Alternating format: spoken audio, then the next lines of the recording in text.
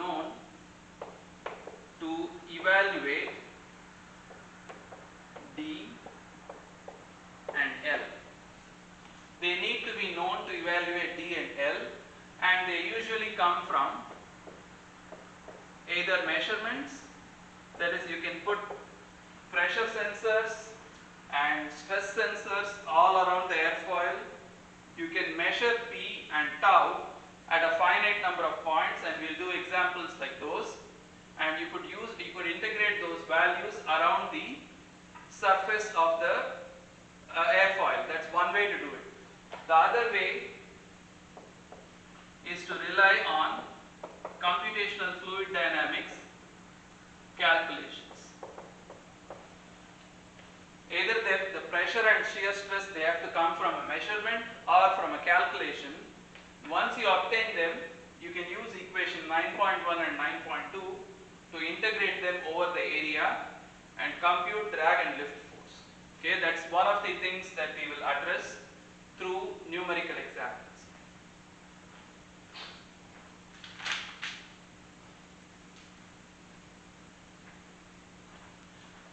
The drag and lift force, that is, you can do the calculation using these equations. Okay, that's possible.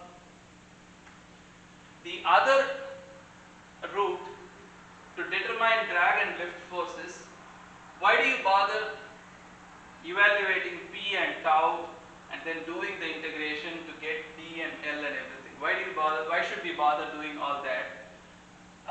Direct way to do this is, why not measure D and L directly? Measure them. Why don't we measure them directly? So if you take a flow,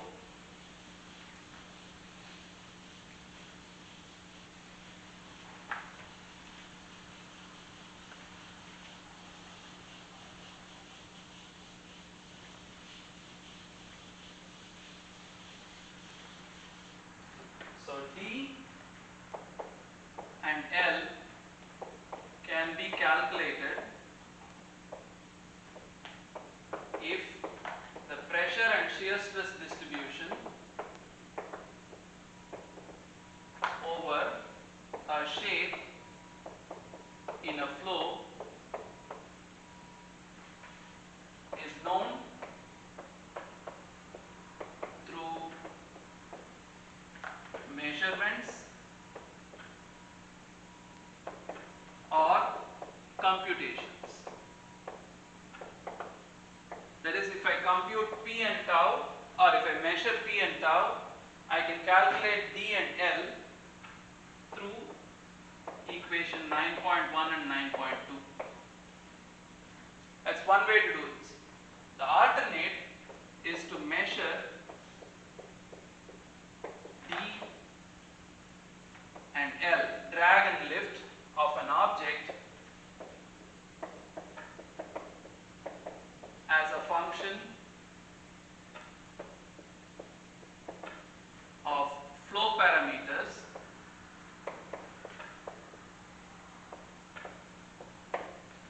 and tabulate it or document it or make it a catalog or make it a lookup table or whatever. Now, where is this useful? If you are an aeroplane designer, if you are a NASCAR designer, if you are interested in specific shapes and optimizing it to minimize drag or maximize lift or whatever, you can put your object into a wind tunnel.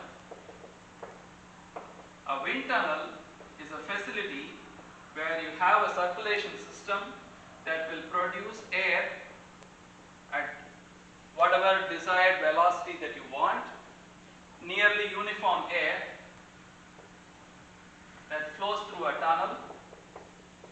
Okay, and in the middle here, away from the walls, that is in the middle region, away from the walls, where the flow is nearly uniform, we place our object of interest. Our object, I am just going to draw it like a potato.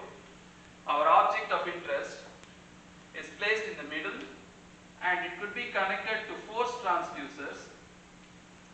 So I have transducers or threads or like high tension cords that will respond when the object is pushed around by the flow. That is, if the flow pushes this object back, the tension in this cord is exactly equal to the drag force, because that's the force with which the fluid is pushing the object, and the tension in this cord is exactly equal to the lift force. That's the force with which the fluid or the flow is lifting the object.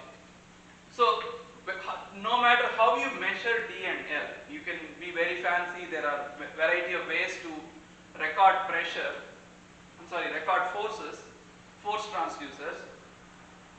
Measuring D directly and dividing it by half rho V squared times a reference area. You know that half rho V squared has the same units as pressure. Pressure times the area is force. So D over half rho V squared times a reference area is a unitless quantity. This unitless quantity is called a drag coefficient.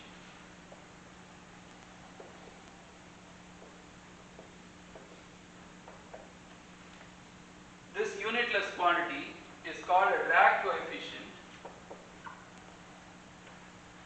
Okay? You have a fluid, so the fluid has a density, it has a viscosity, you have a fluid velocity, we call it the free stream velocity, you have an object, okay? We have to describe a characteristic length scale for the object. We'll talk about what the characteristic length scale is, but there is a length scale for the object. We'll call it L for the moment. Okay, and then the response to the fluid flow is your drag force.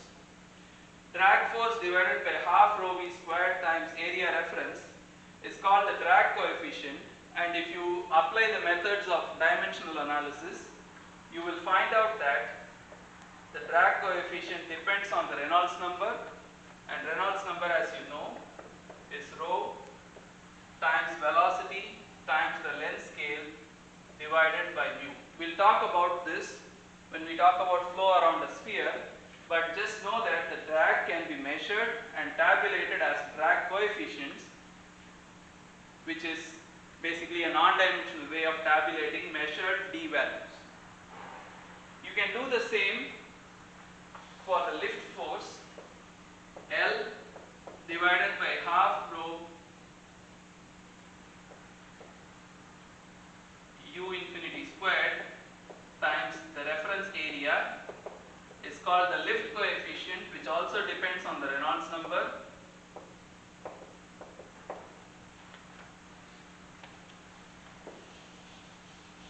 It's called the lift coefficient, and Reynolds number is rho U infinity L over mu.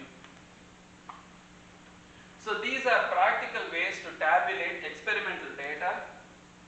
You need to look up this drag coefficient. If you know this quantity for your object at a certain Reynolds number, you can evaluate what will be the drag force for that object at that particular condition. Now, what is this reference area? This reference area is usually the frontal area exposed or frontal area facing the flow. Okay, frontal area facing the flow. What I mean is, if you have a sphere, the area facing the flow is that of a circle. If you have a sphere, area reference is pi r squared, where r is the radius of the sphere. If you have a cylinder,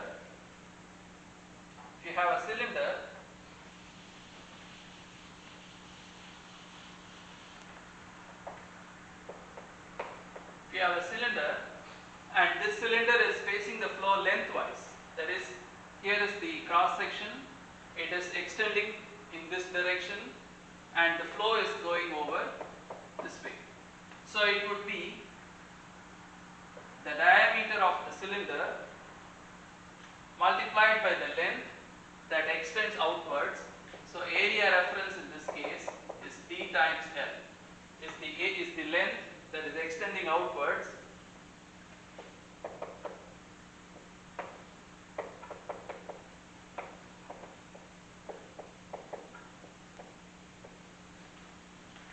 Extending outwards. For a sphere, it's the circle that is facing the flow. That is, the sphere is showing a circle or the equatorial plane. The cylinder is showing a rectangle of area D times L. Okay. If it's a cone, just to give you another example, suppose it's a cone. Okay. And the flow is coming this way. The area facing the flow is still equal to this circle, pi r square. Because all these are also showing their face, the total area that is facing the flow is pi r square for a cone. So area reference is the frontal area facing the flow, and a way to tabulate experimental data is the drag coefficient and lift coefficient. Just like we saw major loss coefficient and minor loss coefficient, they sweep a lot of details under the rug, and they are a way for you to tabulate the numbers instead of worrying about what exactly happens when the flow goes around an object.